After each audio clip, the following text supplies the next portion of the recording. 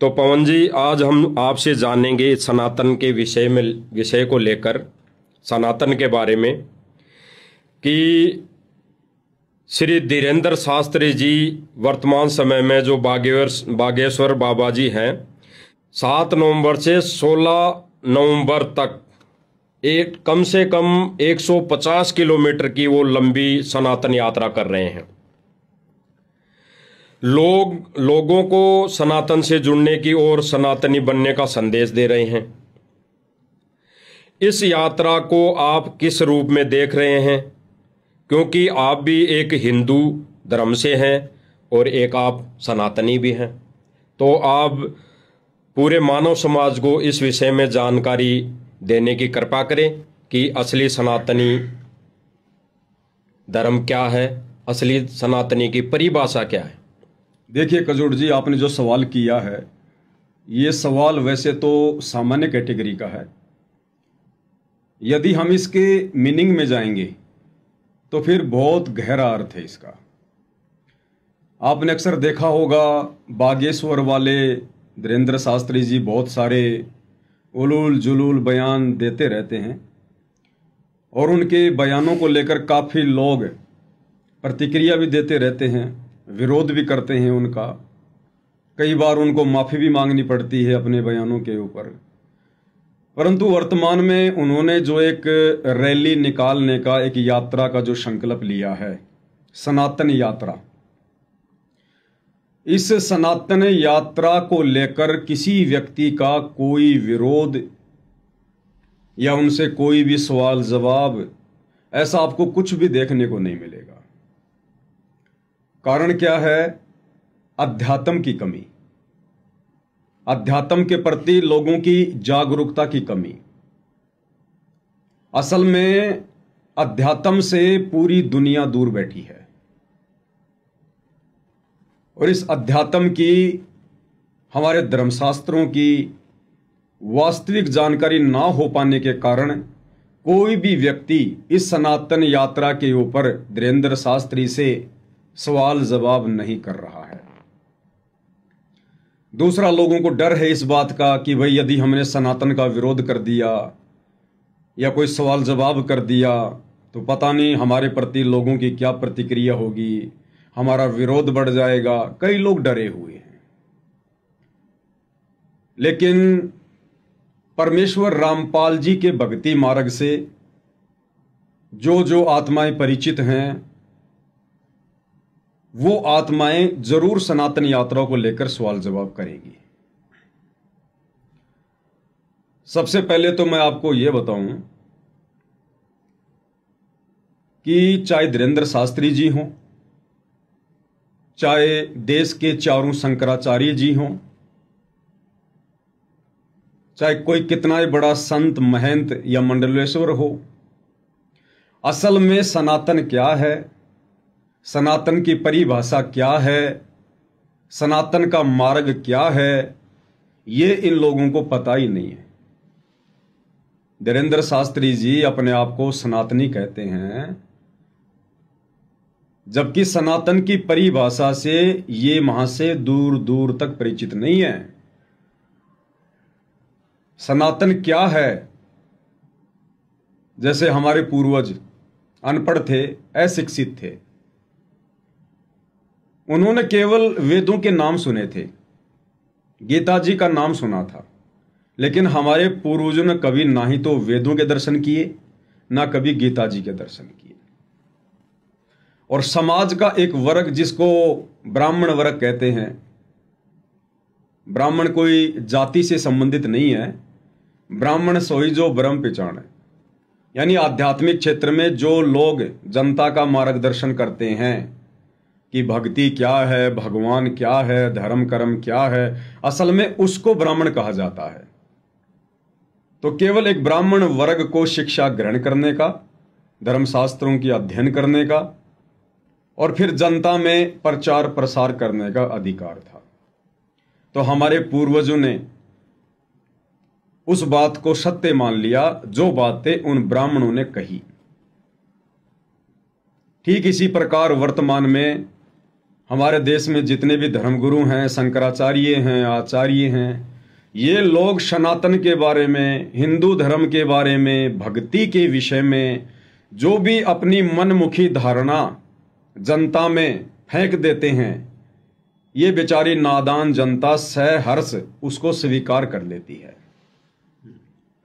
सनातन क्या है? सनातन की वास्तविक परिभाषा वर्तमान में पूरी पृथ्वी पर परम पूज्य सतगुरु रामपाल जी ने बताई है। क्योंकि सतगुरु रामपाल जी का अध्यात्म मार्ग, उनका भक्ति मार्ग उवा बाई के ऊपर केंद्रित नहीं है। मीठी मीठी बातें बताकर लोगों से दान दक्षिणा लेना केवल इसी बात पर आधारित नहीं है। सतगुरु रामपाल जी का सत भक्ति मार्ग शास्त्र अनुकूल है। वे जो भी बातें रखते हैं शास्त्रों के अनुकूल रखते हैं। तो सनातन के विषय में संत रामपाल जी ने बताया कि सनातन धर्म वो है जिस धर्म में चारों वेद, यजुर्वेद, ऋग्वेद, अथर्ववेद और सामवेद,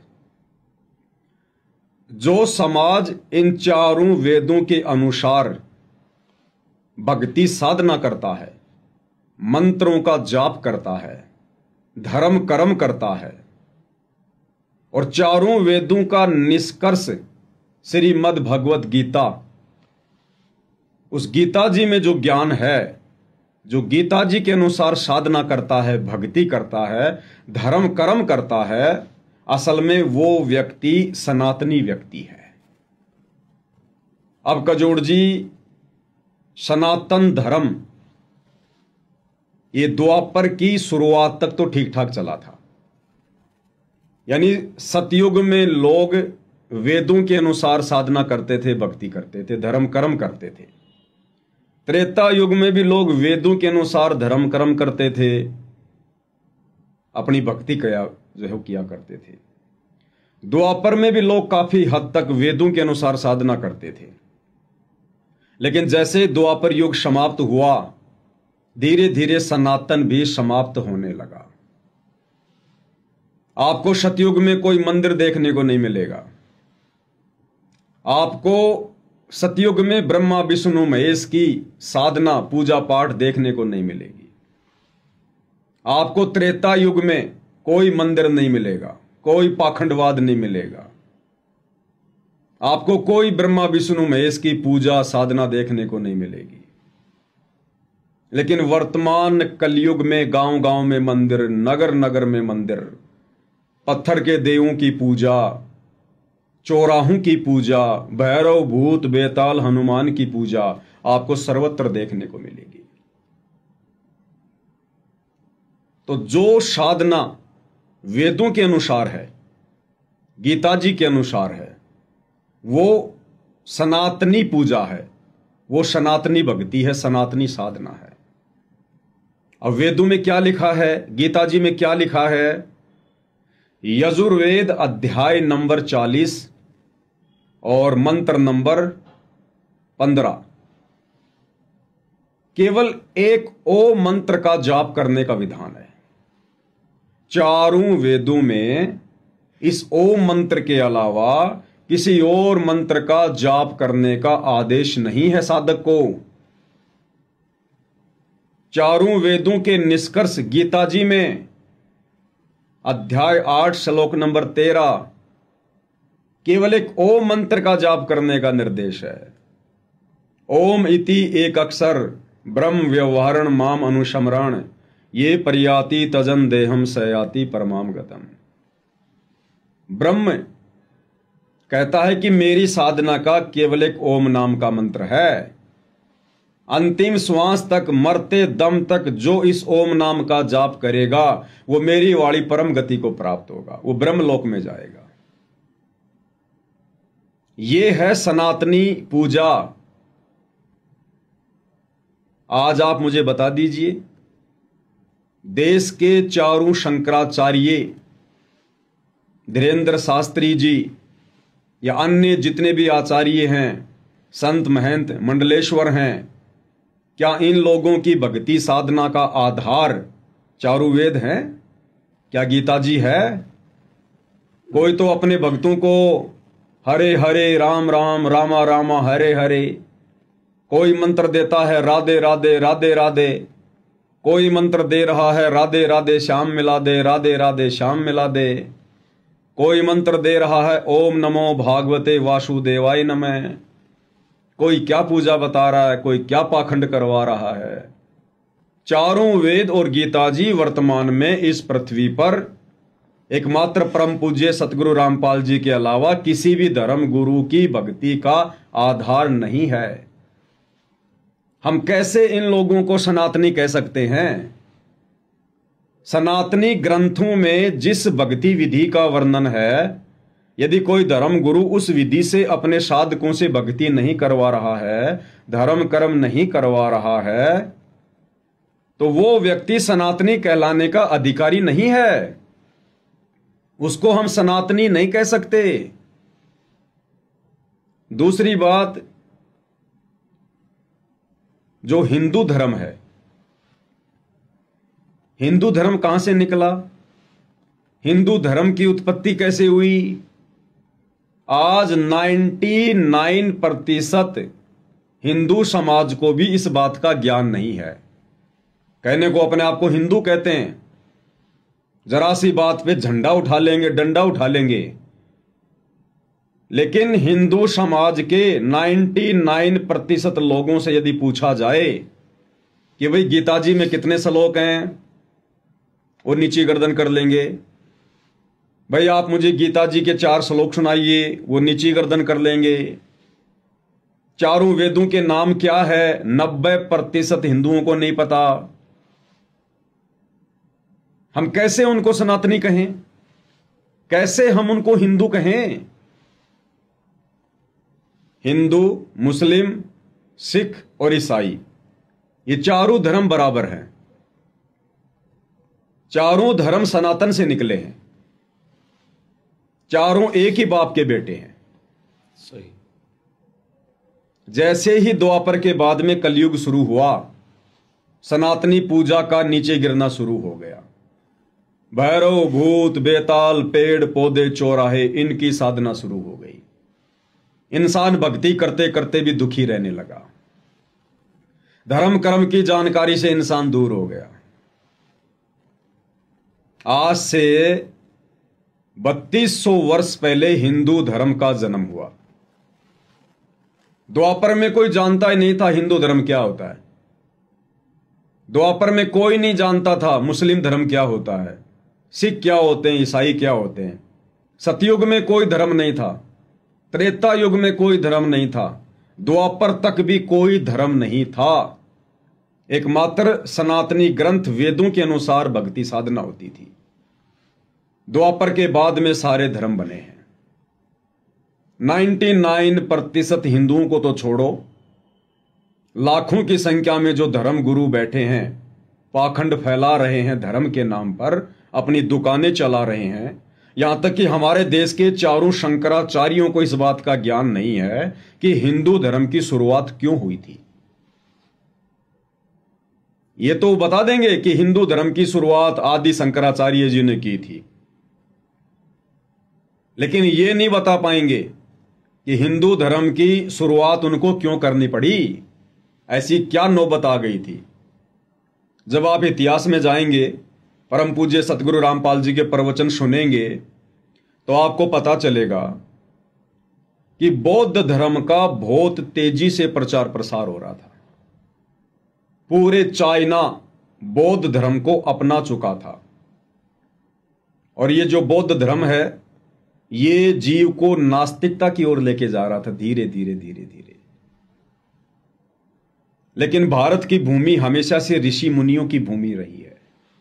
परमपिता परमेश्वर जी की यहां पर विशेष दया दृष्टि रही है। विश्व में अध्यात्म की शुरुआत भारत की भूमि से ही होती है।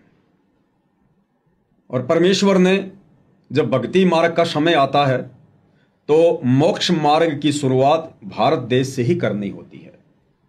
इसलिए उस परमपिता परमेश्वर कबीर साहिब ने, जो वर्तमान में धरती पर हमारा सौभाग्य सतगुरु रामपाल जी के रूप में प्रकट हैं, उन्होंने हमेशा हमारे देश की संस्कृति को, लोगों की सोच को, विचारधारा को उन्होंने सेफ रखा है, बचा के रखा है।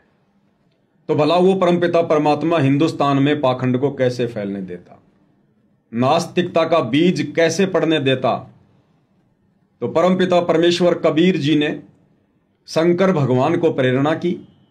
शंकर भगवान ने अपने शंकर लोक से अपनी एक आत्मा, अपने एक गण को आदि शंकराचार्य के रूप में धरती पर जन्म दिया। आदि शंकराचार्य ने बहुत ही थोड़ी उम्र में बहुत सारे शास्त्रों का अध्ययन किया, बहुत सारी उन्होंने पुस्तकें लिखी।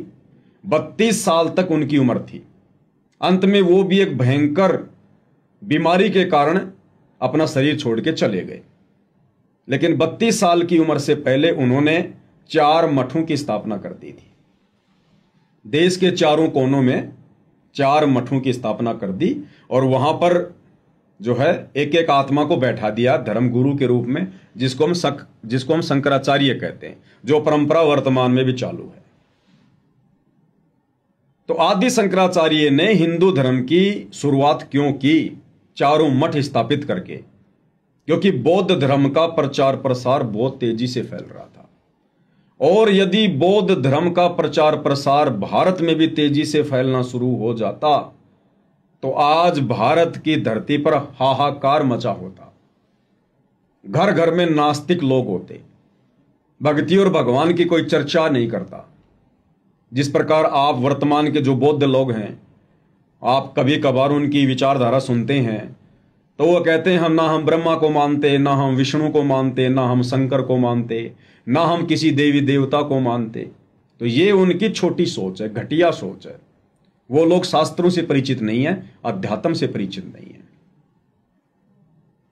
तो आदि शंकराचार्य जी ने आज से 3200 वर्ष पहले 4 मठों की स्थापना करके भारत में हिंदू धर्म की शुरुआत की। और वेदों के अनुसार जो साधना है, उस साधना पे उन्होंने जोर दिया। श्री शंकर जी की भक्ति करने पर जोर दिया, जिस कारण से भारत में यह बौद्ध धर्म ज्यादा नहीं फैल पाया और सभी आत्माएं आज नास्तिक होने से बची हुई हैं। तो जो हिंदू धर्म है वो सनातन धर्म से ही निकला है। फिर उसके बाद आज से लगभग 2,500 वर्ष पहले ईसाई धर्म भी सनातन धर्म से ही निकला है, क्योंकि द्वापर त्रेता सतयुग में तो कोई धर्म था ही नहीं। तो सभी धर्मों की उत्पत्ति कहां से हुई है? सनातन से। हिंदू धर्म भी सनातन से है, ईसाई धर्म भी सनातन से है। आज से लगभग 1400 वर्ष पहले हजरत मोहम्मद जी ने इस्लाम धर्म की स्थापना की, वो भी सनातन धर्म से है। और चौथा जिसको हम सिख धर्म कहते हैं, तो सिख तो वैसे ही सारे के सारे ये लोग हिंदू हैं। श्री नानक जी के आने से पहले यदि आप इतिहास देखेंगे तो पूरा वर्तमान का सिख समाज ब्रह्मा विष्णु महेश जी की साधना किया करता था।